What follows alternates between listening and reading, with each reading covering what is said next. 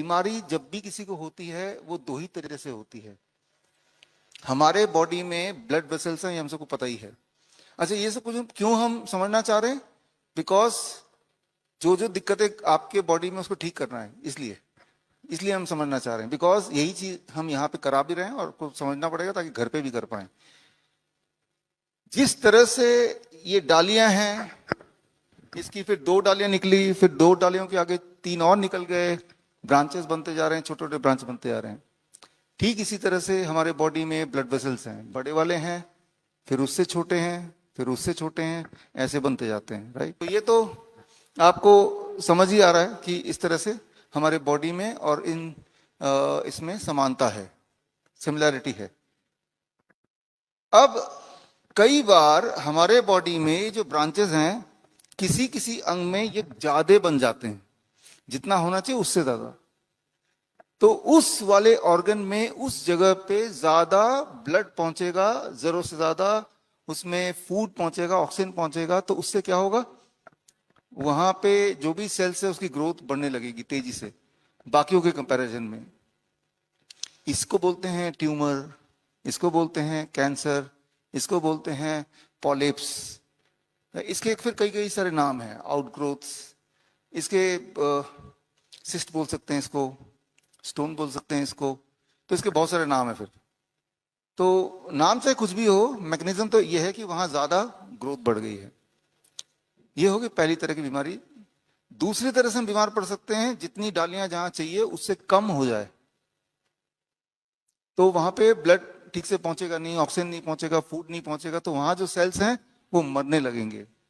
जैसे heart disease बोल सकते हैं इसको, डायबिटीज बोल सकते हैं इसको, किडनी फेलियर बोल सकते हैं। किडनी फेलियर मतलब कि वहां पे उतना खून नहीं पहुंच पाया, उतना फूड नहीं पहुंच पाया, तो किडनी फेल्ड। तो या तो ब्रांचेस जरूर से ज्यादा हैं या थोड़े कम हैं। दो ही तरह से हमारी बॉडी में बीमारी होती है। अगर तो कम है उसको बढ़ाना है, अगर तो ज्यादा है उसको कम करना है, यही है, सिंपल, राइट। तो अगर हम बीमारी वाइज जाएंगे तो टोटल नंबर ऑफ बीमारी जिनको जो जो अभी तक जॉट डाउन किया गया है, लिखा गया है, वो है करीब 8,400 तरह से बीमार पड़ सकता है इंसान। तो उस डिटेल में जाके कुछ फायदा नहीं है। सिंप्लीफाई रखेंगे तो आप समझ जाएंगे, क्योंकि उतने डिटेल की जरूरत नहीं है। तो जितना जरूरत है वो यही है जो सच्चाई है। अब मैं दोनों तरह से बात करूंगा। हमारे इस ग्रुप में ऐसे पेशेंट्स हैं जिनमें ज्यादा डालियां हैं, जो अपने आप को कैंसर का पेशेंट बोलते हैं, ट्यूमर का पेशेंट बोलते हैं, वो लोग आते हैं उसमें। तो हम उसकी बात करेंगे पहले, और उसके बाद ऐसे हमारे पास बाकी पेशेंट हैं जिनमें डालियां कम हैं, फिर उनकी बात करेंगे। फिर दोनों के सोल्यूशन क्या है वो बात भी करेंगे। इन्हीं बातों के बीच में आपने जो सवाल पूछे, उन सवालों के जवाब आपको आते हुए दिखेंगे, एक एक करके दिखते रहेंगे, राइट। तो आपको समझ आ जाएगा कि ये आपके सवालों के जवाब है। तो सबसे पहले हम बात करते हैं जब ब्रांचेस ज्यादा हों, जिसे कैंसर बोल सकते हैं, ट्यूमरस ग्रोथ बोल सकते हैं, राइट। तो उसके 4 नियम हैं। ये 4 नियम अगर आपने रट लिए, याद कर लिए, तो कैंसर से ना तो डर लगेगा और ना ही आपको लगेगा कि कैंसर जिंदगी भर का बीमारी है।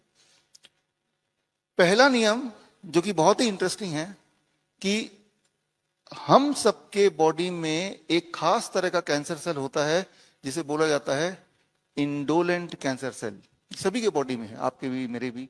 अच्छा, ये जो भी मैं आपको बताऊंगा आज, इसके सारे सबूत, इसके एविडेंसेस, इसके रेफरेंसेस, मेडिकल रेफरेंसेस, वो सारा कुछ कलेक्ट करके मैंने 2 किताबों में डाला है।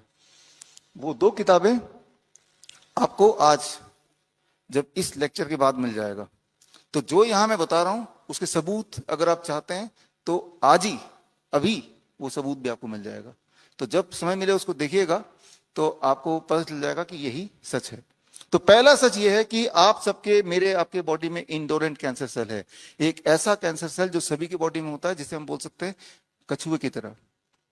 फॉर एग्जाम्पल, अगर यहाँ पे कछुआ, यहाँ पे मान लो इस हॉल में बिठा दें, यहाँ पे रहे, तो वो कछुए के रहने से हमारा लेक्चर नहीं खराब होगा।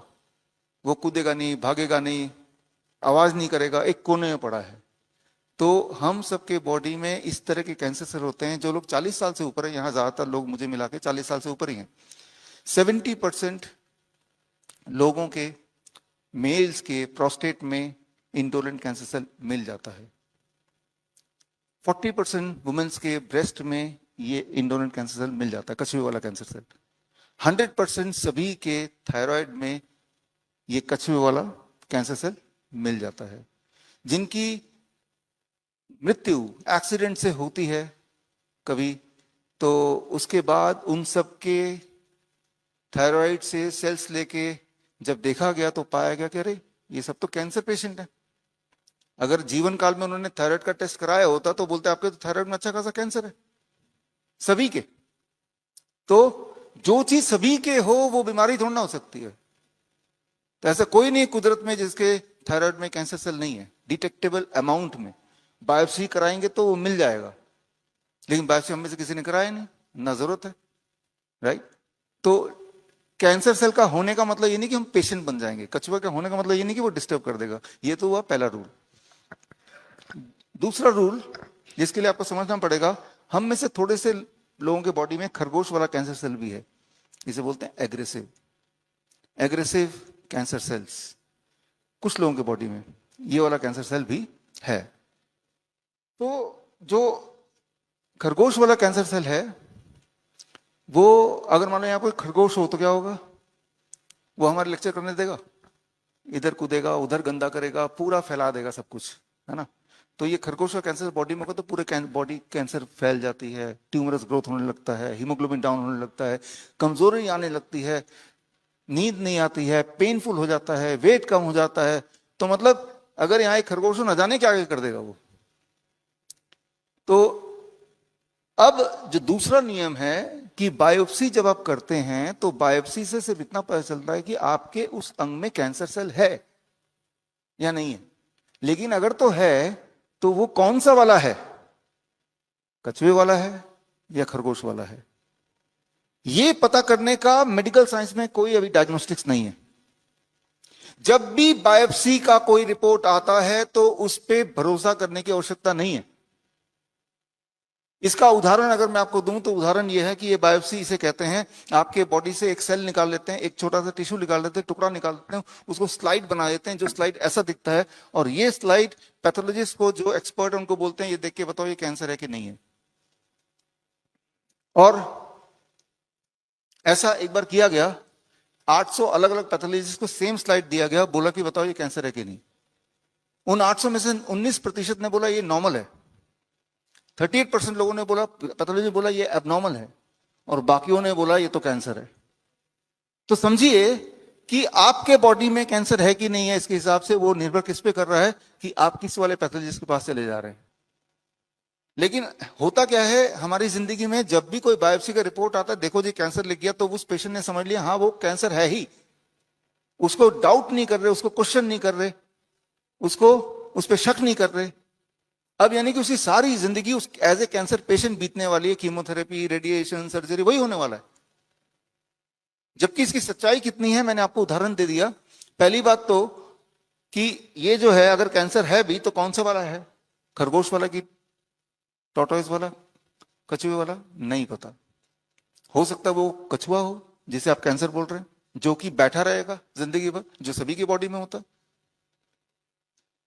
तो बायोप्सी जो है ये बहुत ही खतरनाक टेस्ट है, ये बहुत ही पेनफुल है, अधिकतर लोगों को पेन लगता है, ब्लीडिंग होने लगती है, इन्फेक्शन हो जाता है, कुछ लोग बायोप्सी कराते हुए ही मर जाते हैं।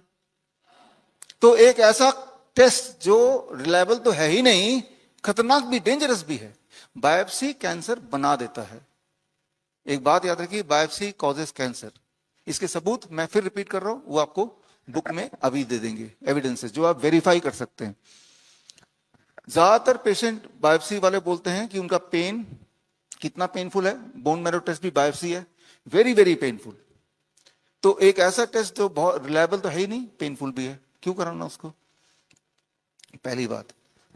तो दूसरी बात, कोई भी टेस्ट, मान लो हम बोलते हैं ब्रेस्ट मेमोग्राम। मेमोग्राम में क्या होता है, आप यहां स्क्रीन पे देख रहे हैं कि ब्रेस्ट को ऐसे दबाते हैं दबाते हैं दबाते हैं, ये बोलने के लिए कि अंदर हम फोटो खींच के देखेंगे कि कैंसर है कि नहीं। उतना दबाते हैं कि दर्द हो जाए, तेजी से दर्द होता है। ये जो दबाने से दर्द होता है, आप एक एक्सपेरिमेंट कीजिए, आप आम लीजिए या मौसम्बी लीजिए, संतरा लीजिए, उसे दबाइए अच्छी तरह दबाइए, फिर छोड़ दीजिए। 3-4 दिन बाद क्या देखेंगे, या एक दिन बाद क्या देखेंगे, सड़ चुका होगा वो, इट इज स्पॉइल्ड। क्यों? क्योंकि उसके अंदर के सेल सारे आपने तोड़ दिए। जब मेमोग्राम कर रहे हैं तो आप कैंसर बना रहे हैं, आपके बॉडी के अंदर जो सेल्स है वो टूट रहे हैं, जिससे आपको दर्द हो रहा है। जब भी बॉडी के सेल टूटते हैं तो बॉडी हील करती है, वुंड, इंजरी को ठीक करने लगती है। इंजरी को ठीक करने का प्रोसेस जब ज्यादा लंबा चल जाता है उसे बोलते हैं कैंसर। कैंसर का जो मैकेनिज्म है और इंजरी को ठीक करने का जो बॉडी का मैकेनिज्म है बिल्कुल बराबर है। मान लो यहां पे एक बड़ा सा टूट गया दीवार, तो दीवार टूट गया, दोबारा दीवार बना, ईंटें लगा के बना दिया। लेकिन अगर ईंटें लगा के बनाने के बाद भी ईंटें लगाने का प्रोसेस चालू ही रहे तो क्या हो जाएगा, यहां पे एक बहुत बड़ा एक गुंबद बन जाएगा, ट्यूमर बन जाएगा, है ना। तो रिपेयरिंग का काम जो खत्म ही ना हो उसे बोलते हैं कैंसर। कैंसर का मैकेनिज्म क्या है कि रिपेयरिंग का काम एक समय के बाद खत्म हो गया तो वो वुंड हीलिंग बोल देंगे, अगर खत्म ना हुआ आगे चलता रहा तो वही चीज को कैंसर बोल देंगे। तो पहले तो आपने डैमेज किया, और बार बार जब डैमेज करते हैं तो बॉडी को लगता है कि भाई यहां तो लगातार रिपेयरिंग चलनी है, क्योंकि बार बार टूट रहा है। इस लगातार रिपेयरिंग इज कैंसर। और जब लगातार रिपेयरिंग चलती है तो पूरे बॉडी की ऊर्जा यूज होने लगती है, जिससे इंसान कमजोर पड़ने लगता है, हीमोग्लोबिन कम होने लगता है, एनर्जी जाने लगती है, वेट कम होने लगता है, ये सारी चीज होने लगती है। आप कैंसर को बना रहे हैं, डिटेक्ट नहीं कर रहे हैं, बना रहे हैं, इसको समझना होगा, राइट। तो ये टेस्ट कभी नहीं कराना चाहिए। इस टेस्ट का जो साइंस है वो उस बुक में है। आजकल ऐसे पेशेंट आते हैं जो बोलते हैं मैं 3rd stage patient, cancer patient हूं, 4th स्टेज, सुना होगा आपने, 3rd stage cancer, 4th stage cancer, and stage cancer. तो ये स्टेजेस का मामला पिछले 20 साल में आया है। आपके बॉडी में शुगर, ग्लूकोज डाल देते हैं इंजेक्ट करके, रेडियो एक्टिव मटेरियल सब जानते हैं कि वो ऐसा मटेरियल जो चमकता है, वो बॉडी में डालते हैं ग्लूकोज के साथ। इस वक्त जब मैं बात कर रहा हूं तो मेरा बॉडी ग्लूकोज यूज कर रहा है, आप सुन रहे हैं तब भी आपका बॉडी, उनको बोले यार। सो आपकी बॉडी भी ग्लूकोज खा रही है, बॉडी के सारे ऑर्गन खा रहे हैं। तो प्रिंसिपल यह है पेट स्कैन का, जो स्टेजेस की बात बोल रहा हूं, कि जितनी ज्यादा चमक दिखाई देगी उतना स्टेज। यहां कितना चमक दिख रहा है, तो ये बोल दे डॉक्टर देखो तो आप 3rd स्टेज कैंसर पेशेंट हो। लेकिन क्या चमक का मतलब कैंसर है क्या? ये चमक क्यों आता है? जो बॉडी का अंग ज्यादा शुगर खाएगा उसके उधर ज्यादा रेडियोएक्टिव मटेरियल जो बॉडी में डाला गया था वो इकट्ठा हो जाएगा, और जब फोटो खींचेंगे तो वो ज्यादा चमकेगा। तो ज्यादा चमकने का मतलब ज्यादा रेडियोएक्टिव मटेरियल वहां इकट्ठा हो गया। वो क्यों? क्योंकि वहां पे ज्यादा ग्लूकोज खाया है। ज्यादा ग्लूकोज अगर कोई अंग खाता है तो इसका मतलब वो ज्यादा भूखा है, दैट्स ऑल। उसका मतलब ये नहीं कि वो कैंसर है। जिस तरह से अगर आप एक कानून बना दें कि जो बच्चा ज्यादा खाना खाएगा वो ज्यादा शैतान है, ये नियम बना दें, फिर आपको अगर ये पता करना हो कि कौन सा बच्चा शैतान है तो ये देखेंगे कि कौन से बच्चा ज्यादा खाना खा रहा है। कुछ बच्चे ऐसे जरूर होंगे जो ज्यादा खाना भी खाते होंगे, शैतान भी होंगे। एट द सेम टाइम कुछ बच्चे ऐसे भी होंगे जो कम खाना खाते हैं फिर भी शैतान है, राइट। तो ये जो प्रिंसिपल बना दिया, नियम बना दिया, ज्यादा खाना खाने का मतलब आप शैतान, ये एक रैंडम नियम है। वैसे एक रैंडम नियम बना दिया कि जो ज्यादा खाना खाएगा वही कैंसर है। तो हमारे बॉडी में प्रोस्टेट में हमेशा ज्यादातर लोगों की चमक दिखेगी, हर 10 में से 7 लोगों की। इसका मतलब सभी के सभी हर 10 में से 7 लोग तो कैंसर पेशेंट हुए। ज्यादातर लोगों के यहां पे चमक दिखेगी, जहां जहां बॉडी नॉर्मली ज्यादा शुगर खाता है वहां ज्यादा चमक दिखेगी। तो अक्सर हमारे हॉस्पिटल में पेशेंट आते हैं, दौड़ते हुए आते हैं, पूरी ताकत एनर्जी से आते हैं और बोलते हैं घबराए हुए कि हम तो कैंसर पेशेंट हैं। कागज में कैंसर पेशेंट हैं, असली में नहीं। इन्हें बोलते हैं हम कागजी पेशेंट, नकली पेशेंट। मैं पूछता हूं आपको कोई दर्द है, कमजोरी है, अननोन वेट लॉस है, एनर्जी कम होती है, नींद नहीं आती है, ताकत नहीं है, सब कुछ ठीक है, लेकिन डॉक्टर साहब मैं कैंसर पेशेंट हूं 4th स्टेज, वो भी कैसे? कागज में। तो एक तो ये खतरनाक है। जो लोग पेट स्कैन कराते हैं उनको बोलते हैं 7 दिन तक आप किसी भी बच्चों के पास नहीं जाएंगे। क्यों? क्योंकि आपके बॉडी में रेडिएशन है, उस रेडिएशन से बच्चे को कैंसर हो सकता है। प्रेग्नेंट वुमेन के पास नहीं जाएंगे। तो अगर आपके बॉडी के रेडिएशन से उनको कैंसर हो सकता है, तो जो रेडिएशन आपके बॉडी में डला के वो खुद को आपको नहीं कैंसर बना देगा। सो कैंसर आप डिटेक्ट करना चाह रहे हैं, कैंसर बनाना चाह रहे हैं, तो ये टेस्ट की रिलायबिलिटी तो है ही नहीं, लेकिन ये टेस्ट आपको कैंसर बना देगा। फिर डॉक्टर बोलेगा देखो हमने बोला था ना कैंसर, आपने तो डाल दिया cancer. Radiation, radioactive material are known to be cancers. दुनिया में सबको पता है, बच्चे को भी पता है। तो यहां पे हम बात कर रहे हैं कि किस तरह से आप ट्रैप में फंस सकते हैं, फंसाते हैं। उसी का ये मैं एग्जांपल दे रहा हूं कि कभी भी डायग्नोस्टिक्स पे भरोसा आप नहीं कर सकते, डायग्नोस्टिक्स के बेसिस पे कि भाई आपके बॉडी में कौन सा वाला कैंसर सेल है, नहीं पता चल सकता। लेकिन एक इंपॉर्टेंट बात यह है, तीसरा नियम, कि अगर आपको बोल दिया कि आप कैंसर पेशेंट है उन डायग्नोस्टिक के भरोसे जो कि भरोसा नहीं कर सकते उस पर, तो फिर बोलेंगे कीमोथेरेपी करा लो, रेडिएशन करा लो, सर्जरी करा लो, ये बोलेंगे ना। याद रखिए, कीमोथेरेपी, रेडिएशन कछुआ वाला कैंसर सेल को खरगोश में बदल देता है। कछुआ वाला तो है ही हम सबके बॉडी में, वो खरगोश में बदल देगा। फिर बोलेंगे 12 साइकिल और करने पड़ेंगे। वो पेशेंट जब तक जिंदा रहेगा कैंसर इंडस्ट्री का कस्टमर बन के जिंदा रहेगा। तो कीमोथेरेपी, केमिकल थेरेपी कैंसर को ना तो कंट्रोल करती है, ना क्योर करती है, ना कुछ करती है, वो सिर्फ कैंसर को बनाती है। अच्छा, फिर सबूत चाहिए आपको, वो आपको अभी मिल जाएगा। जो भी डॉक्टर को आप जानते हो, जिनको भी आप स्पेशलिस्ट मानते हो, उनसे वो सबूत दिखवा सकते हैं। आप बोल सकते हैं इन सबूतों के आप नकार देंगे, वो नकारेंगे नहीं कभी। हाँ, ये बोलेंगे कि मेरे पास समय नहीं इन सबूतों के बारे में बात करने का, वो अवॉइड करेंगे, बट नकारेंगे नहीं। सच यही सच है। सर्जरी कर दो। अब सर्जरी कर दो, मान लो एक ट्यूमर है आपके बॉडी में। कुछ लोगों ने पूछा भी कि स्टोन है बॉडी में, ट्यूमर है बॉडी में, राइट।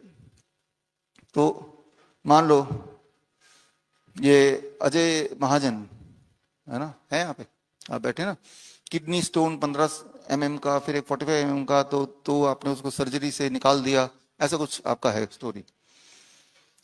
अब मान लीजिए ये पेड़ आपका जो है ये ट्यूमर है, इसके पत्ते ट्यूमर है ऐसा मान लीजिए, या इसके पत्ते स्टोन है। तो मैं डॉक्टर में बोलता हूं अच्छा स्टोन ट्यूमर है, आपको तंग कर रहा है, ऐसा करो इसको काट देते हैं, सर्जरी कर देते हैं। हमने पेड़ों के पत्तों को काट दिया। अब क्या होगा? कुछ दिन बाद दोबारा से आ जाएगा कि नहीं आ जाएगा?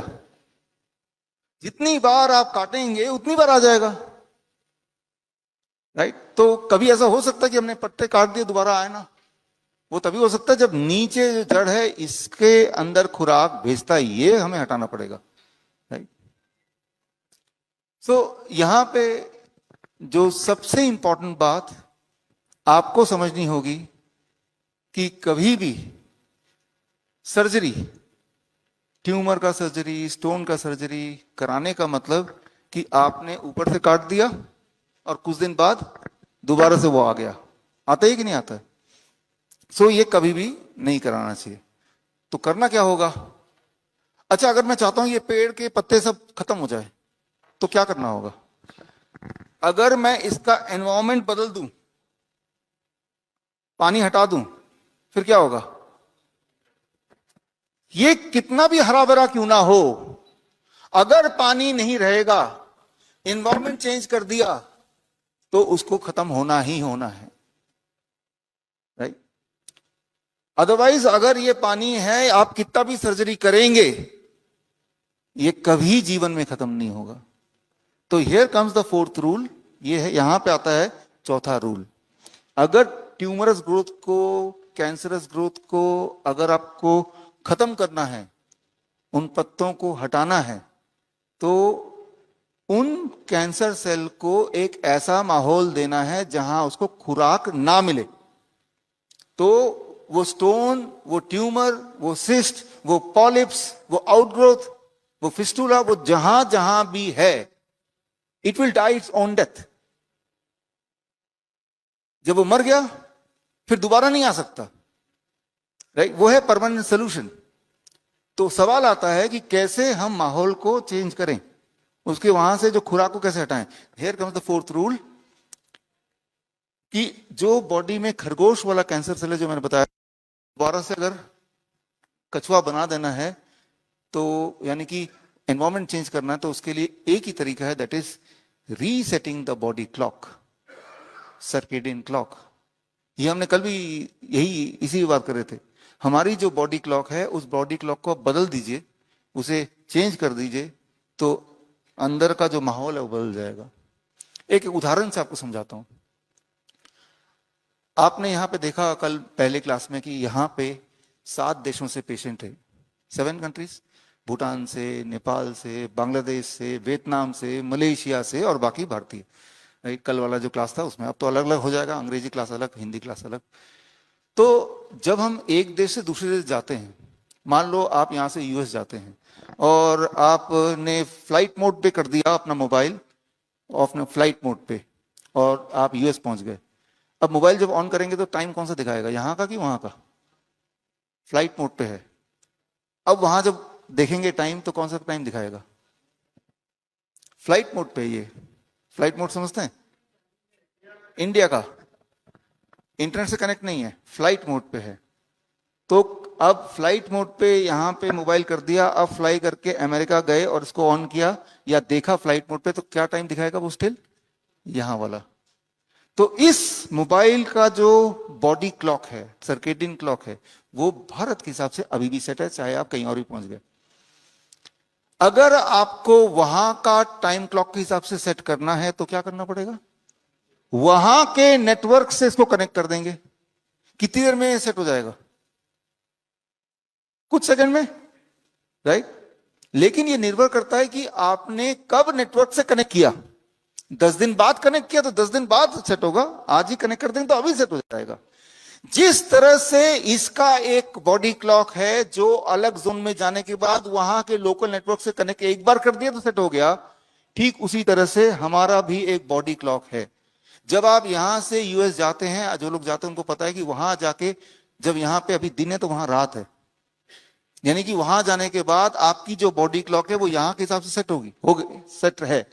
यानी कि वहां पे रात को जब नींद आनी चाहिए तब नींद नहीं आएगी, बिकॉज तब भारत में दिन है। और जब वहां का दिन होगा तब आपको नींद आएगी क्योंकि भारत में तब रात है।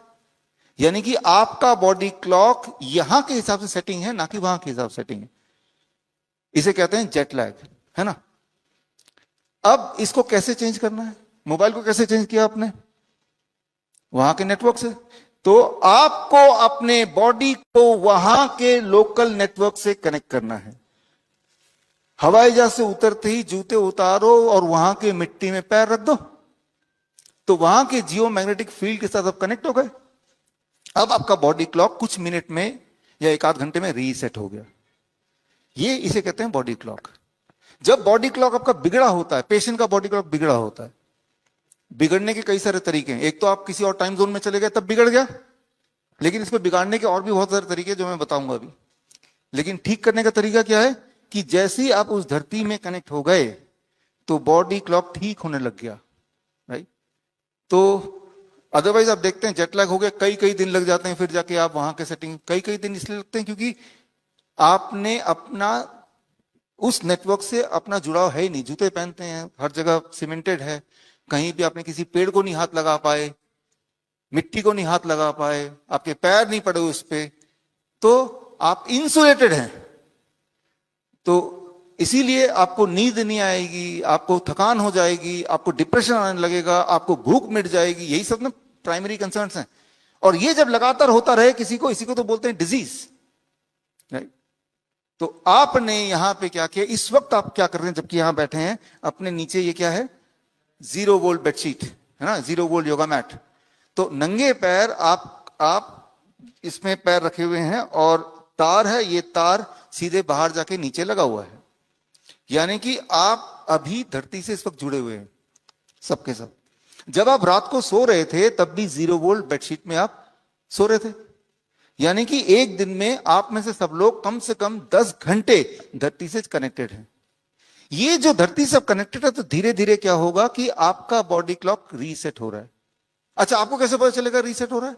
आपकी नींद अच्छी होने लगेगी, आपका दर्द कम होने लगेगा, आपकी भूख बढ़ने लगेगी। तो सिर्फ एक नियम, रीसेटिंग द बॉडी क्लॉक। लेकिन बॉडी क्लॉक को रीसेट करने का सिर्फ ये एक मैंने एंगल बताया, कई सारे तरीके से बॉडी क्लॉक को बिगाड़ा जा सकता है और कई सारे तरीके लगाने पड़ेंगे बॉडी क्लॉक को रीसेट करने में। तो मामला बहुत ही सिंपल है। अभी मैं बता रहा था जिनको कैंसर है, ट्यूमर है, तो नाम बड़े बड़े हो सकते हैं, लेकिन आप सिंपली इतना याद रखिए कि वहां थोड़े से ज्यादा डालियां हैं, ज्यादा खाना पहुंच रहा है, इसलिए वहां ज्यादा हरा भरा है, जिससे आपको तकलीफ हो रही है।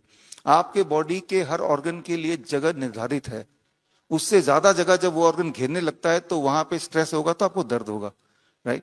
तो उसको ठीक करने के लिए बॉडी क्लॉक ठीक करना है। जिस तरह से मैंने आपको बोला कि अगर आप चाहते हैं कि ये जो कैंसर है, इस पेड़ का नाम कैंसर हो, ये आगे ना बढ़े और जितना है वो भी खत्म हो जाए, तो आपको ही जवाब पता है कि भाई ये नीचे से ठीक करना पड़ेगा, इस पानी को हटा देना पड़ेगा, जो इसका खुराक है उसको खत्म करना पड़ेगा, उसको लिमिटेड करना पड़ेगा।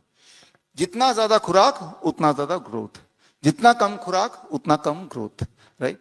तो अगर हम काट छाट करने लगे तो वो जीवन में कभी भी आप ठीक नहीं होंगे। और देखते भी तो हैं कि अरे अब तो ठीक हो गए थे, काटा देखा ठीक हो गए, फोटो खींच लिया, फिर 4 दिन बाद अरे ये तो दोबारा कैंसर आ गया, फिर से कीमोथेरेपी कराना पड़ेगा, फिर से सर्जरी करनी पड़ेगी। यही चलता ना। जो भी लोग किसी कैंसर पेशेंट को जानते हैं या यहां जो बैठे हैं, अपनी जिंदगी याद कीजिए, यही तो चल रहा है ना। और ये चलता ही रहेगा जब तक कि पेशेंट की जान और माल दोनों ना खत्म हो जाए। या तो माल खत्म हो जाए तभी पीछा छूट जाएगा, या तो उसकी जान चले जाए तब पीछा छूटेगा। तो ये एक ट्रैप है, राइट। इसके सारे एविडेंस, सबूत आपको बुक में मिल जाएंगे, जो बुक आपको इस लेक्चर के बाद आपको मिलने वाला है। तो ये हैं जो मैंने अभी बताया, rabbit tortoise model for cancer की। और ये एक तरह के पेशेंट, ये बॉडी क्लॉक को कैसे ठीक करना है ये इस पे मैं आता हूं, लेकिन उससे पहले हम बात करेंगे एक और तरह के पेशेंट की, बाकी जहां डालियां कम हो जाती हैं, यानी कि हार्ट पेशेंट हैं, किडनी फेलियर है, डायबिटीज है, राइट। तो ये सारे आते हैं fish tank model for heart care. ये बहुत इंपॉर्टेंट है, ये समझना जरूरी क्यों है। आप में से ज्यादातर लोगों के जो सवाल हैं, जो कल आपने पूछे थे, जो आपने लिख के दिए थे, उनके जवाब इसी के अंदर है, इसलिए समझना जरूरी है। इमेजिन कीजिए कि आपके पास इस तरह का एक फिश टैंक है, एक्वेरियम है, मछलियां हैं, और आप मछलियों के डॉक्टर हैं और आप चाहते हैं कि ये ठीक से सोए, कि सोना जरूरी है सबके लिए, नहीं सोएंगे तो ये बीमार पड़ेंगे। तो कैसे पता चलेगा कि ये सो रहे हैं कि नहीं। नॉर्मली फिश जब सोती है तो उसकी आंखें खुली रहती हैं, इंसान की तरह आंखें बंद नहीं होती, जानवरों की तरह बाकी खोल के आंखें खुली रहती हैं। तो आपने एक डायग्नोस्टिक मेथड निकाला ये पता करने के लिए कि फिश सो रही है, जग रही है। कैसे पता चलेगा? पानी में हाथ डाल के फिश को उठा के देखेंगे हिल रहा है कि नहीं। अगर तो हिल रहा है तो यानी कि सो नहीं रही है, और नहीं हिल रहा है तो मतलब सो रही है। अब क्या होगा, क्या एक्सपेक्ट होगा कि जितनी बार आप फिश को निकालेंगे, अरे ये तो हिल रही है, देखा मुझे लग ही रहा था ये सो नहीं रही होगी, अच्छा देखते हैं ये सो रही कि नहीं। अरे इसको निकाला, अरे ये भी तो हिल रही है, मुझे पहले ही शक था ये भी नहीं सो रही होगी, बस लग रहा था सो रही है। तो जब जिसको भी पकड़ते हैं वही हिलता है, इसका मतलब ये कोई भी फिश सो नहीं रहा, राइट। यानी कि सबको स्लीपिंग पिल दिलाने पड़ेंगे, सबको बेहोश करना पड़ेगा। तो आप समझ रहे हैं कि ये जो हमारा डायग्नोस्टिक का तरीका है वही हमें बीमार करने के लिए है। वो diagnostic itself is causing the problem, right. इसको मैं थोड़ा हमारे कॉन्टेक्स्ट में समझाता हूं। जब आपको ये उम्मीद हो कि मेरे बॉडी में कुछ बुराई होने वाला है, आप सब टेस्ट कराते नहीं है, कंप्लीट बॉडी चेकअप साल में एक बार जो कराते हैं, उसमें कई सारे डार्क आते हैं ना, बोल्ड नंबर आ जाते हैं, कोलेस्ट्रॉल बढ़ गया, ट्राइग्लिसराइड बढ़ गया, एचडीएल घट गया, यही सब आता रहता है। तो उससे जब भी दिमाग में बैठ जाए कि कुछ ना कुछ गड़बड़ है, ये आते ही आपके बॉडी में एक phenomena, it is called the nocebo effect, right. Nocebo effect मतलब कुछ ना कुछ गड़बड़। ये जो सोच है, इस सोच से, जब ये सोच है कि भाई कुछ तो खराब हो रहा है, ये सोच अगर लगातार रहती है बनी हुई थोड़े दिन के लिए, थोड़े महीनों के लिए, तो लिटरली आपके हार्ट का एक चैम्बर, लेफ्ट वेंट्रिकल, ये बड़ा होने लगता है। इसे साइंटिफिकली मेडिकल टर्म में इसको कहते हैं टेकोटोसुबो। टेकोटोसुबो मतलब एक जापानीज टर्म भी है, जिसमें जो मटके को कहते हैं टेकोटोसुबो, जिससे ऑक्टोपस को पकड़ते हैं। ऑक्टोपस अपने उसका 8 हाथ होते हैं, वो ऐसे अंदर गया तो हाथ खोल देता है तो बाहर निकल नहीं पाता है। तो इसके पीछे की स्टोरी है, उसको छोड़िए। जब आपका हार्ट एक बढ़ने लगता है बाकियों के कंपैरिजन में, तो that causes what is known as voodoo death. तो मैं ये बोलना चाह रहा हूं, आप में से वो लोग जो बीमारी को सोचते रहते हैं, तो बीमारी तो है ही अपनी जगह में, वो डैमेज कर रही है, लेकिन ये सोच है वो भी एडिशनली रोल प्ले कर रही है। तो यानी कि आप दो तरह से आपको ठीक होना पड़ेगा, एक तो जो बीमारी अपने आप में है उसे तो ठीक करना ही है, और दूसरा जो सोच दिन रात अब बीमारी के ही उस ट्यून में है, उससे कुछ फायदा नहीं होने वाला, नुकसान क्लियर है। तो इस सोच से क्योंकि फायदा नहीं होगा, तो इससे क्या हम हट सकते हैं, कैसे हट सकते हैं, इस पे हम आएंगे। तो ये है नोसिबो इफेक्ट। नोसिबो इफेक्ट के कई सारे, ये एक अच्छा खासा एक फिनोमिना है बॉडी का, ये हमें समझना होगा। अब देखिए, नोसिबो इफेक्ट आपके, मान लो आप हेल्दी हैं, 100% हेल्दी है, बट मैं चाहता हूं कि आपके दिमाग में नोसिबो इफेक्ट ले आऊं, ताकि कुछ दिनों में आप बीमार पड़ जाएं। उसके एक बहुत सिंपल तरीका है मेरे पास। अब देखिए, 1978 तक, 1978 जो लोग उस टाइम को याद करें, 300 से ऊपर किसी का कोलेस्ट्रॉल होता था तो बोलते थे हाई कोलेस्ट्रॉल। लेकिन 1998 आते आते ये कम होता गया, अब 250 से 240 से ऊपर किसी का होगा 98 में तो बोलेंगे हाई कोलेस्ट्रॉल, राइट। यानी कि अगर 270 किसका कोलेस्ट्रॉल है, तो 1978 से पहले उसे नॉर्मल बोला जाता था, 1998 के बाद वो हाई बोल गया। आज की तारीख में ये 240 कहां हो गया, 200, राइट। तो एक टाइम पे जो 210 वाला नॉर्मल था, अब बोलेंगे हाई।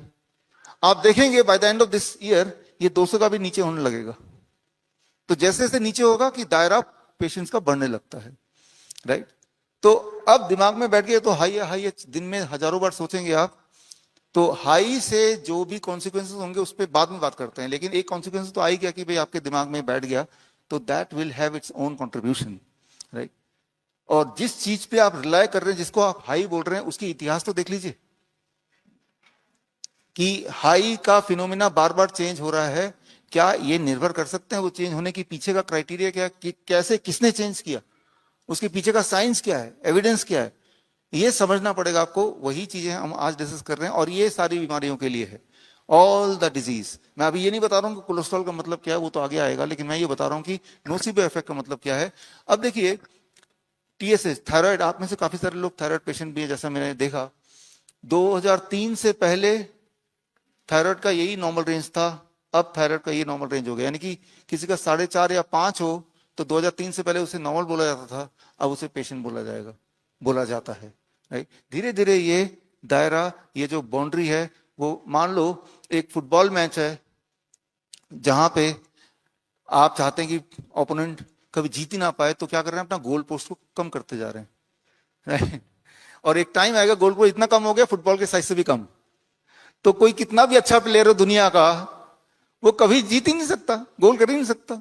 तो ये डायग्नोस्टिक इतना कम हो जाएगा कि भाई literally it is not possible to achieve it, right. और ये हो गया है ऑलरेडी, हो ही गया है ये। अब देखिए, ये टीएसएच का मैंने डायग्रामेटिकली आपको समझाया कि 2003 से पहले जिसे नॉर्मल बोला जाता था वो अब एबनॉर्मल हो गया। और यही इतिहास अगर हम देखें, क्रिएटिनिन, आप में से बहुत लोगों ने ये क्रिएटिनिन का सवाल पूछा, हाथ रेस करें जो क्रिएटिनिन के बारे में कंसर्न है। ये देखिए कितने जिन्होंने क्रिएटिनिन का यहां लिख के ही दिया, ठीक है। तो अब मैं उसको एक्सप्लेन कर रहा हूं। आपका सवाल जो क्लियरली आपने लिखा, और हमारे सारे हॉस्पिटल में ये सवाल सबसे कॉमन है, क्योंकि हमारे हॉस्पिटल में किडनी के पेशेंट सबसे ज्यादा होते हैं। वो ये नहीं पूछते कि मैं ठीक कैसे होऊंगा, वो ये पूछते मेरा क्रिएटिनिन कैसे कम होगा। तो आपका गोल क्रिएटिनिन कम करना है, चाहे आप ठीक होना हो या आपको ठीक होना है। लेकिन हमने दोनों को सेम मान लिया ना, हमने ये मान लिया कि क्रिएटिनिन का कम होना से ही मैं ठीक होऊंगा, इसीलिए हम बोलते हैं क्रिएटिनिन कैसे कम होगा, हम ये नहीं बोलते हम ठीक कैसे होंगे। तो अब क्रिएटिनिन कैसे कम होगा, जिन लोगों ने सवाल पूछा उनके जवाब मैं आपको देना चाहता हूं। क्रिएटिनिन कैसे कम होगा या कम क्यों करना है। दुनिया भर में जो किडनी के पेशेंट्स हैं उन सबको ये देखने की कोशिश की क्या क्रिएटिनिन के ज्यादा होने से मृत्यु जल्दी हो जाती है, क्योंकि लोग तो कम करना चाह रहे हैं, इसका मतलब ज्यादा होने से क्या होगा, मर जाएगा इंसान, कैसा होता है। among the kidney patients. तो 5388 पेशेंट्स के किडनी के पेशेंट्स का रिकॉर्ड देखा और उस रिकॉर्ड में यह पाया गया, ये दुनिया का सबसे बड़ा स्टडी है इस तरह का, कि जिनके क्रिएटिनिन ज्यादा थे उनमें मृत्यु दर कम थी और जिनके क्रिएटिनिन कम थे उनमें मौतें ज्यादा थी। ठीक इसका उल्टा। और यही चीज हम अपने हॉस्पिटल में अक्सर देखते हैं। 23 जुलाई को हमने एक कार्यक्रम भी किया था जो टेलीविजन में भी आया था और जो ऑनलाइन भी आया था। आप में से किसी ने देखा था वो कार्यक्रम? कुछ लोगों ने, 2-4 लोगों ने देखा था। तो बाकियों को मैं बता दूं, आपने तो देखा था, पेशेंट को भी आपने देखा था कि हमारे हॉस्पिटल में 2 पेशेंट डेराबस्सी में, एक रूम नंबर 7 में 107 और दूसरा रूम नंबर 109, 110 भी है। नहीं, हियर कंपैरिजन बता रहा हूं जो मैंने उस दिन का था। वो तो सारे लगभग 70% पेशेंट वहां किडनी वाले ही हैं, लेकिन 107 और 109 का हमने कंपेयर किया। 107 वाला जो पेशेंट था पुनीत यादव, उसका क्रिएटिनिन था 28 और 109 वाला जो पेशेंट था राकेश, उसका क्रिएटिनिन 1.9। अब ये वाला जो पेशेंट हमने उस दिन दिखाया, आपको वीडियो में दिखाया दोनों को खड़ा करके, 28 वाला उतना ही हेल्दी लग रहा था जितना हेल्दी मैं लग रहा हूं। ना उसको सूजन थी, ना कोई तकलीफ थी, उसका यूरिन आउटपुट नॉर्मल था, उसकी एनर्जी लेवल बड़ी स्ट्रांग थी, राइट। कितना क्रिएटिनिन? 28, राइट। और उसको 2 दिन बाद में डिस्चार्ज भी कर दिया, परफेक्ट है।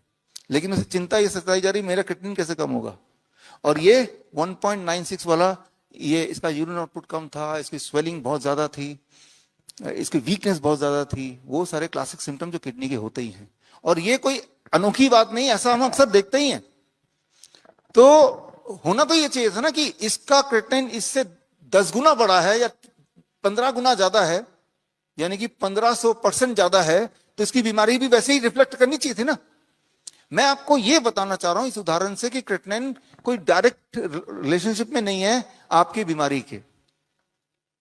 चाहे मैं हमारे हॉस्पिटल का एग्जांपल मैं दूं, चाहे जो लार्जेस्ट स्टडी आपके पीछे यहां मैं दिखा रहा हूं इसकी बात करें, तो क्रिएटिनिन को क्यों नहीं जोड़ना चाहिए आपकी बीमारी से, मैं ये समझाना चाहता हूं। और क्रिएटिनिन का बढ़ने घटने का मतलब क्या, ये समझाना चाहता हूं, क्योंकि ये अक्सर लोगों का, यहां पे आपने यही सवाल कल पूछा। याद रखिए, जब भी किसी के बॉडी में बैक्टीरियल इंफेक्शन होता है, वायरल इंफेक्शन होता है, तब हमारी बॉडी का क्रिएटिनिन बढ़ जाता है, क्योंकि यही बॉडी का तरीका है उस बैक्टीरिया या वायरस को रोकने का। तो दूसरा, आप अभी अपना क्रिएटिनिन सब चेक करा सकते हैं। फॉर एग्जांपल, चेक कराने के बाद आप खूब सारा मीट खाइए, रेड मीट, जो लोग खाते हैं। खाने में रिकमेंड नहीं कर रहा हूं, मैं एक एग्जांपल दे रहा हूं।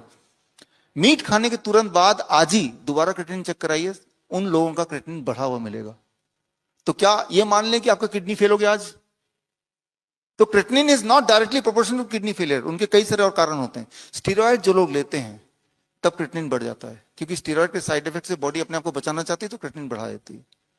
आपका कोई बॉडी बिल्डर दोस्त है, उसको बोलिए आप क्रिएटिनिन चेक कराए, केएफटी करे, उसका क्रिएटिनिन बहुत हाई होगा। बॉडी बिल्डर मतलब ज्यादा मसल्स, तो क्रिएटिनिन बढ़ा हुआ आता है उनका। तो क्या उनका किडनी सारे बॉडी बिल्डर का फेल मान ले? नहीं, राइट। तो इस तरह से कई सारे कारणों से क्रिएटिनिन बढ़ जाता है। हमारे हॉस्पिटल में ये जो किडनी फेलियर पेशेंट्स हैं, जब आप हॉट वाटर इमर्शन में कितने लोग थे? काफी लोगों ने। हॉट वाटर में क्या होता है कि बॉडी के अंदर हलचल होती है, जो आप महसूस करते हैं जब आप हॉट वाटर में बैठते हैं। उस वक्त हमारे बॉडी में बहुत सारे तोड़फोड़ होती है, और तब उस तोड़फोड़ में क्रिएटिनिन का रोल है। तो ब्लड में क्रिएटिनिन टेम्पोरली बढ़ेगा और फिर वो यूरिन से या बॉडी के स्किन से फ्लश आउट धीरे धीरे होगा। इसीलिए हम सबका, जो लोग नॉर्मल भी हैं, जो लोग अपने आप को किडनी पेशेंट नहीं बोलते हैं, वो लोग भी किसी और वजह से हॉट वाटर इमर्शन कर रहे हैं, सबका क्रिएटिनिन शुरू में पहले 10 दिन बढ़ता है, फिर जैसे जैसे बॉडी उठा के फ्लश आउट करेगी फिर धीरे धीरे कम होता है। तो क्रिएटिनिन का बढ़ना घटना कई सारे कारण हैं। एक कारण यह भी है कि जब किडनी काम करना कम कर देती है तब भी क्रिएटिनिन फ्लश आउट नहीं होता, तब भी क्रिएटिनिन बढ़ जाता है। तो क्रिएटिनिन के बढ़ने के कई सारे कारण हैं, उनमें से सिर्फ एक कारण किडनी फेलियर भी है। लेकिन हर बार जब क्रिएटिनिन बढ़ेगा तो सिर्फ किडनी फेलियर है ऐसा नहीं है। तो और क्रिएटिनिन अगर बढ़ गया तो उससे मौत हो जाएगी ऐसा भी नहीं है। तो वो 28 वाले तो मर जाना चाहिए था, वो तो मरा नहीं और काफी समय से है। तो बॉडी में जो हलचल हो रही है हमें नहीं पता कि हलचल कौन सा इनमें से, जिस तरह से हमें नहीं पता कि वो कैंसर सेल कछुए वाला है या खरगोश वाला है। हमें अभी भी हमारे बॉडी के अंदर क्या चल रहा है उसका ज्ञान थोड़ा सा ही है। उस थोड़े से ज्ञान से हम सारा बॉडी को समझने की कोशिश करते हैं और तभी कई बार हम कंफ्यूज हो जाते हैं। एक सवाल जो आता है वो पोटेशियम का भी आता है। पोटेशियम का सवाल कुछ लोगों ने पूछा था ये कि आपको ऐसा लगता है पोटेशियम भी एक दुश्मन है। डॉक्टर ने बोल दिया, आपके डॉक्टर ने जहां से भी आप आए हैं पहले, कि पोटेशियम ज्यादा जिनमें वो मत खाओ, यही ना, और आप ऐसा करते भी हैं। तो कौन कौन सी चीजें हैं जो जिसमें पोटेशियम ज्यादा है? मैं आपको बता दूं, बहुत ही सिंपल है। भगवान ने जो भी बनाया, गॉड ने जो भी आपको बना के दिया, वो सब में हाई पोटेशियम है। फल है, सब्जी है, बादाम है, नारियल पानी है, ये सब भगवान ने बनाया। इंसान ने जो बनाया उस सब में लो पोटेशियम है। कोल्ड ड्रिंक है, पिज्जा है, बर्गर है, आइसक्रीम है, लो पोटेशियम है। बिस्किट है, ब्रेड है। तो जब भी डॉक्टर बोलते हैं कि हाई पोटेशियम फूड मत खाओ, तो डॉक्टर एक्चुअली बोल रहा है कि भगवान का बनाया हुआ कुछ भी मत खाओ, इंसान का बनाया सब कुछ खा लो। It translate to that. क्या ये लॉजिकल लग रहा है कि इंसान के बनाए हुए फूड से मैं ठीक हो जाऊंगा? क्या लॉजिकल लग रहा है? जरा सोच के देखिए, राइट? उल्टा, ये बहुत इंपॉर्टेंट ट्रायल है और स्क्रीम ट्रायल, राइट? और इस ट्रायल में ये देखा गया कि पोटेशियम कम होने से डेथ बढ़ती है और पोटेशियम बहुत ज्यादा होता है तो भी डेथ बढ़ती है। लेकिन ये होता है जो गोरे हैं उनकी बात, जो ब्राउन है, काले हैं, हमारा किडनी पेशेंट्स के कॉन्टेक्स्ट में बात कर रहा हूं। किडनी पेशेंट में पोटेशियम जब हाई होता है तो डेथ रेट कम होने लगती है। ये अजीब बात नहीं है कि पोटेशियम हाई होने से डेथ रेट कम कैसे होगी किडनी पेशेंट में? इसको समझिए, बड़ा इंटरेस्टिंग है। किडनी पेशेंट की बॉडी और हमारी बॉडी की केमिस्ट्री अलग अलग है। किडनी पेशेंट के बॉडी में ज्यादा पानी होता है, हमारे बॉडी में ज्यादा पानी नहीं होता है। तो हमारे लिए 6 पोटेशियम डेंजरस होगा, किडनी पेशेंट के लिए 6 पोटेशियम बिल्कुल नॉर्मल है। इस बात को आपको समझना होगा। तो एक हेल्दी इंसान का जो पैरामीटर है वही वाला पैरामीटर किडनी पेशेंट में फिट नहीं बैठ सकता। इस बात को समझना होगा। ये स्क्रीम ट्रायल, जिस तरह से हम सबके जूते का साइज एक जैसा नहीं हो सकता, ठीक उसी तरह से किडनी पेशेंट को आप हेल्दी इंसान से कंपेयर इसलिए नहीं कर सकते क्योंकि उनकी बॉडी की केमिस्ट्री बदल चुकी है, उनके बॉडी का बैलेंस बदल चुका है। उस बदले हुए बैलेंस में potassium plays a very important role. और इस पे एक ट्रायल किया गया। ट्रायल क्या किया गया कि जितने किडनी पेशेंट थे जिनका पोटेशियम ज्यादा भी था, उन सबको हाई पोटेशियम डाइट पे रखा गया। खूब सारा नारियल पानी दे दो, खूब सारा टमाटर दे दो, खूब सारे पालक दे दो, खूब सारे फल दे दो, ये खिलाया। और ये जब खिलाया तो क्या देखा गया कि वो सारे जो किडनी फेलियर पेशेंट थे सबके सब ठीक हो गए।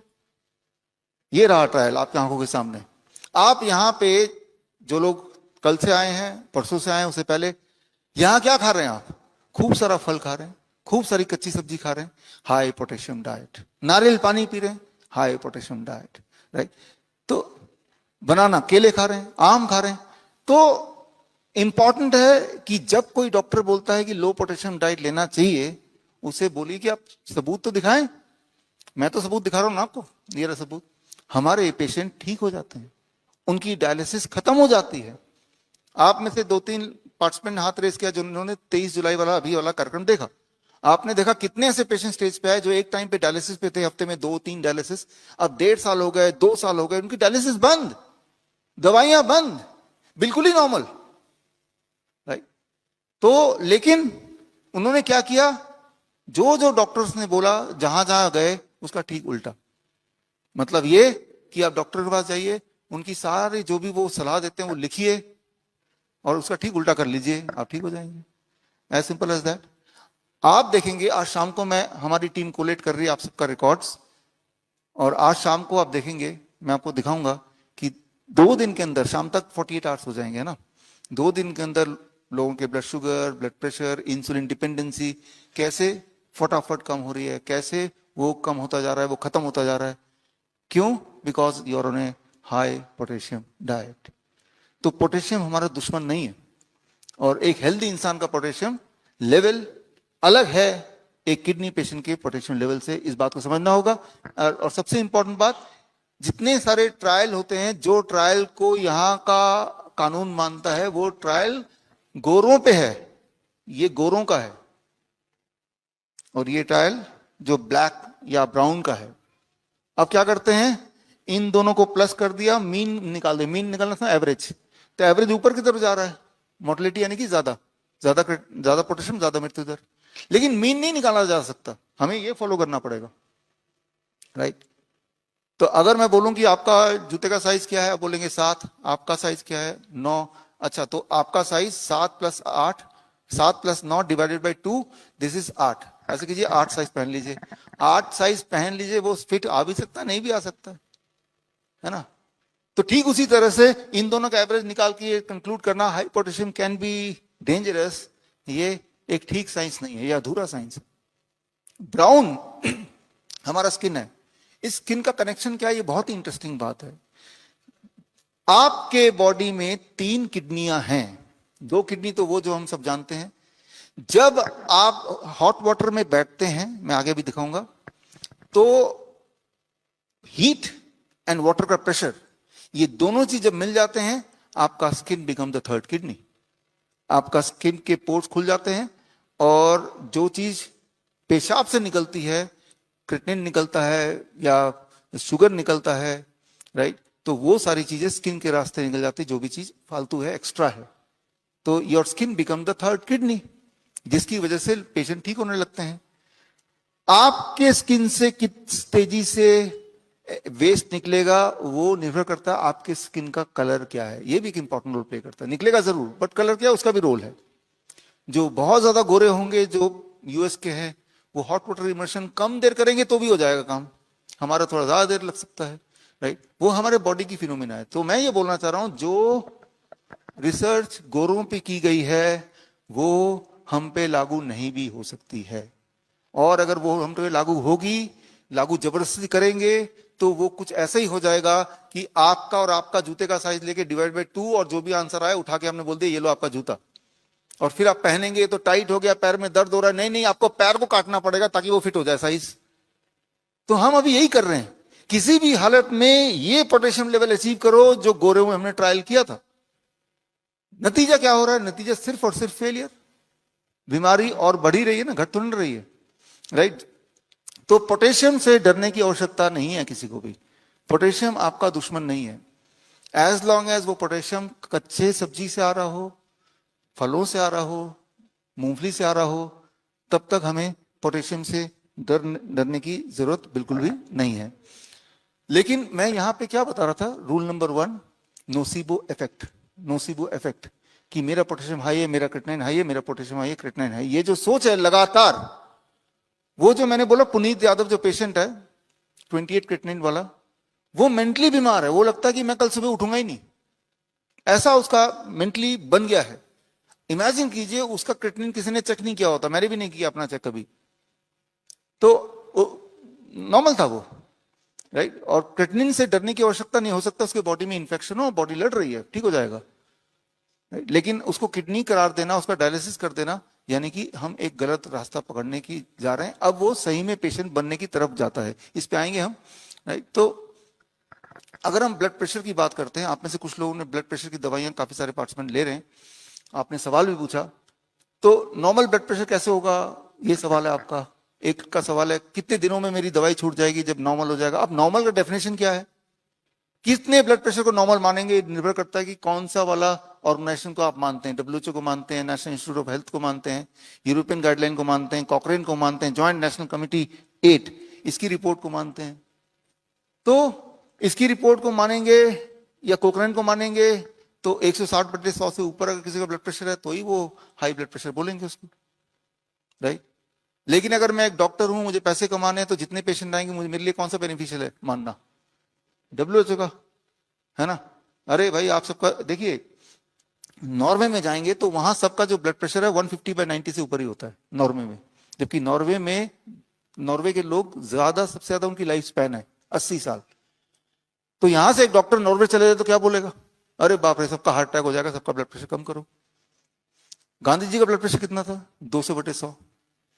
तो ब्लड प्रेशर कितना भी किसी का हो सकता है, वही उसका नॉर्मल हो सकता है, अगर उसको कोई सिम्टम डिस्कंफर्ट नहीं है। अगर वही ट्रेंड है, आज शाम को मैं अपनी वाइफ से मिलाऊंगा, वो भी आएंगी यहाँ पे मिलने आपसे, तो उसका ब्लड प्रेशर कभी भी चेक करो 100/60, तो वही उसका नॉर्मल है। जब मैं देखता हूं 120/80 तो मतलब हाई हो गया। वैसे तो चेहरे से पता चल जाता है उसके गुस्से से ही, लेकिन चेक करो तो 120/80, राइट? तो that is her high, her normal is 100/60, right? तो उसका वो नॉर्मल है। तो मुझे जबरदस्ती बढ़ाना घटाना नहीं है, क्योंकि वही उसका ट्रेंड रहा है शुरू से। So that is her normal, right? लेकिन अगर किसी दिन उससे भी नीचे चला जाए, अब उसका वो लो हो गया, राइट? तो हर एक का नॉर्मल अलग अलग हो सकता है, जिस तरह से हर एक का नॉर्मल शू साइज अलग अलग है, राइट? तो उसके इर्द गिर्द ब्लड प्रेशर ही होना चाहिए। तो what is normal, that depends from person to person, right? वो अलग अलग इंसान का अलग अलग हो सकता है।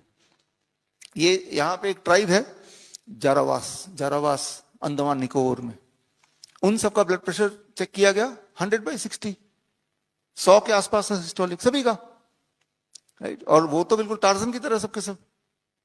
तो मैं ये बोलना चाह रहा हूं कि अगर आप इस चक्कर में पड़ गए कि ब्लड प्रेशर वही 120/80 होगा तभी मैं उसको नॉर्मल मानूंगा, that is called nocebo effect, right? तो किस चीज को नॉर्मल मानेंगे, इस पे हम आगे आते हैं थोड़ा थोड़ा करके, अगर करना ही है कैलकुलेशन तो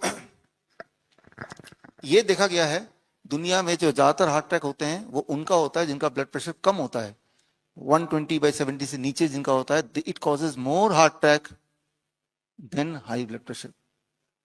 लो ब्लड शुगर ज्यादा मौतें करती हैं, ज्यादा कोमा करती हैं than high blood sugar. High blood sugar सालों साल तक रहेगा तो आदमी के ऑर्गन खराब होंगे, लो ब्लड शुगर होगा एक दिन में इंसान मर जाता है। तो इस बात को समझना होगा, हमें हाई से डरने की जरूरत नहीं है, लो से घबराने की जरूरत है। अगर घबराना ही, और लो तभी होता है जब आप दवाइयां लेंगे, तभी लो होता है। नेचुरली बॉडी एक लेवल तक मेंटेन करती ही करती है।